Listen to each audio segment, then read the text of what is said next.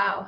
Thank you for being so wonderfully engaged with us over these last few virtual sessions, these last 2 days. And thank you for being so patient with us as we muddled through some of those technical difficulties on Friday. I know the exchange team and I really wish that we could be safely with all of you in person.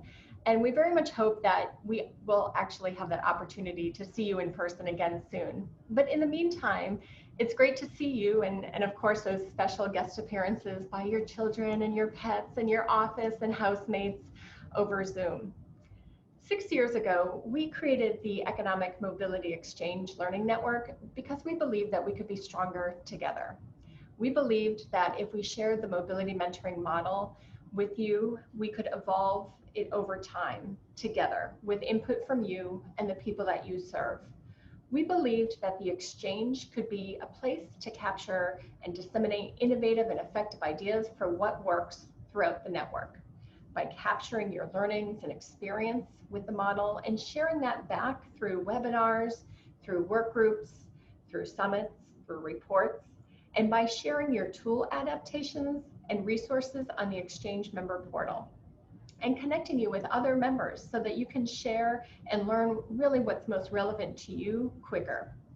We believe that by doing all of this, a greater number of families could achieve and envision their brighter futures and strengthen their belief in themselves and achieve their goals and their dreams faster. And I believe we've actually been able to do just that. If you haven't already, please be sure to take a look at the 2020 Exchange Annual Member Report. It's posted throughout the Whova platform, it's on the welcome session, and it's also available on the Exchange member portal. Collectively, we as a network have served over 225,000 people with a mobility mentoring informed approach since 2014. And you've already heard this on Friday, but I believe it bears repeating. An analysis of the data that was submitted by Level 2 members indicates that people who've been served with a mobility mentoring informed approach have experienced an annual increase in their income of over $5,700. And they've achieved 77% of their goals, resulting in a 7-point increase in their bridge to self-sufficiency scores. You are transformative, not only in the lives of the people that you serve and in the communities within which you work, but also with each other. You're transforming the way that we do work in the human service field. So thank you for that. Your collective, collaborative spirit and sharing of ideas and learnings that's always present has continued virtually throughout Friday and today. It's a testament to our original vision of what the Exchange Learning Network could become. I want to congratulate all of you for all of your hard work, especially through this past year, and your commitment to continual improvement and poverty disruption in your community. And a special shout out to some of our recognized knowledge leaders.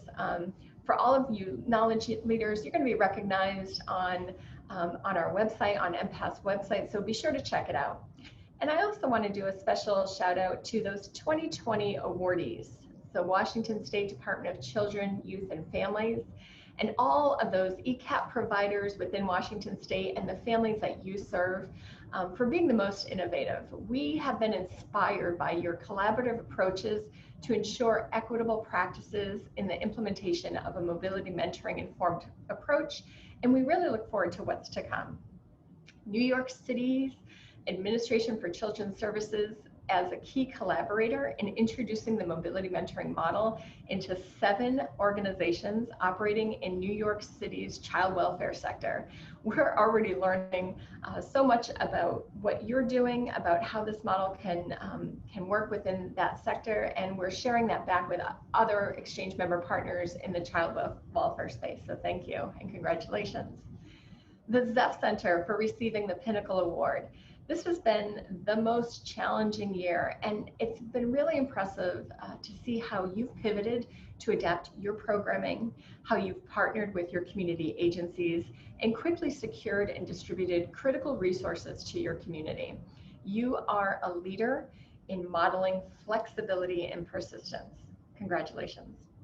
And lastly, but certainly not least, the Boys and Girls Club of Dorchester for being the most impactful, with families achieving an 84% achievement rate, a goal achievement rate, resulting in a very dramatic 23-point increase in the Bridge to Self-Sufficiency scores. Wow, talk about transformative. So no doubt we're going to be asking the Boys and Girls Club of Dorchester to share their ingredients to success with us. So please stay tuned. And Boys and Girls Club of Dorchester, this is fair warning. You'll be hearing from us asking you to join a webinar or work group soon.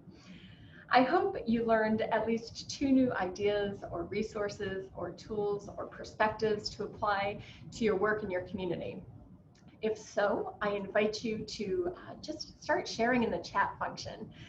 Share some of those learnings back with us, what you took away. And while you're sharing in the chat function, I'd like to share some of my learnings with you. I certainly had a few ideas that I'm excited to bring back. The first, I was reminded Friday in the self-care practices session that wellness practices, they look different for everybody. So I feel a little less guilty now about not being able to relax during those yoga sessions. I think hiking is a little bit more my style. But what I took away was find what works for you for your self-care and wellness practices, and help participants find what works best for them. I was also inspired on Friday's Value of Experience session as I listened to coaches with lived experience with poverty share their experience mentoring others. And in particular, one coach's experience as a refugee fleeing violence in her home country and adapting to a new life in a new country gave her some greater insight into some of the challenges that others experience as they adapt to new cultures and settings. So those are just a couple of highlights for me. There were so many, but those were 2 that I wanted to pick out and share with you. And I hope you'll continue to share yours in the chat function. For those of you who know me or who might have been to one of my trainings, you know my love of word clouds. I do hope to take some of those learnings that you're sharing in the chat feature and make a beautiful word cloud to share back with all of you at some point. So keep sharing. In the spirit of continuous improvement, I'd like to encourage you to take a moment to rate your sessions. If you haven't already, please be sure to rate your sessions, the sessions that you attended Friday and the sessions that you attended today using the Whova platform. You could always go back to a previous session and rate it. So in addition to gleaning some new insights or ideas, I also hope that you had a chance to meet someone new and reconnect with some familiar colleagues and connect with others who are doing similar work around the world. So we have had, I think, over 250 registrants for the convening. We had members from 23 different states here in the United States and 4 different countries. So no excuses not to meet somebody new. The closing address is not the end of our networking. We have a few more ways to help you continue the conversation. So immediately after my closing remarks, please be sure to join us in one of the networking sessions that are already loaded up in the Whova app, in the Whova community space, or you can always create your own.